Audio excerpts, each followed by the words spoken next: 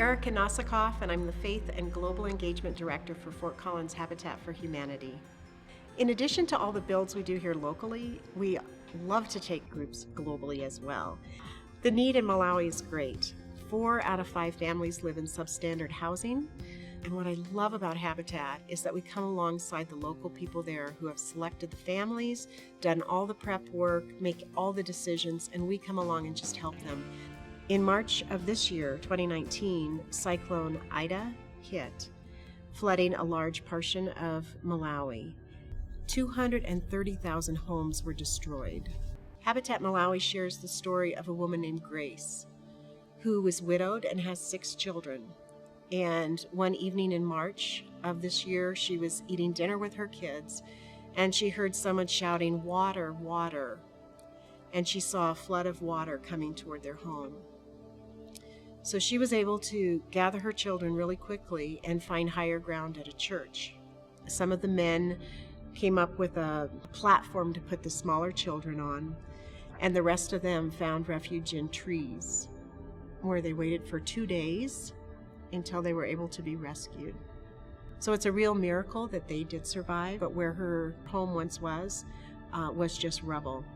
And of course her crops were washed out, so she really has to start over from scratch.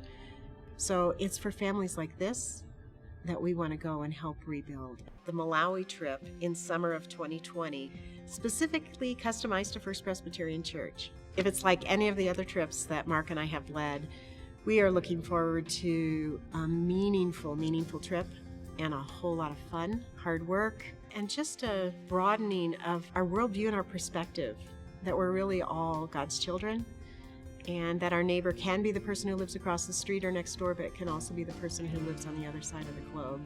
Will it be an exciting adventure? Oh yes.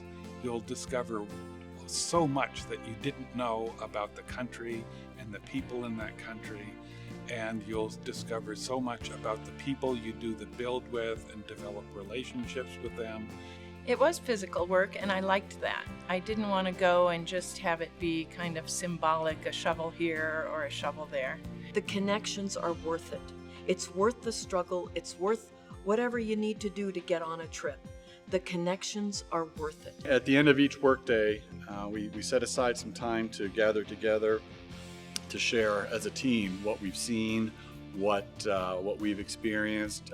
Many times we'll say, where have we seen God that particular day? We might have 8, 10, 12 people on the trip or more, and there'll be 8, 10, 12 different God sightings. So if you're thinking of coming on the trip, we would love for you to come to an informational meeting that we're hosting this month. Thank you.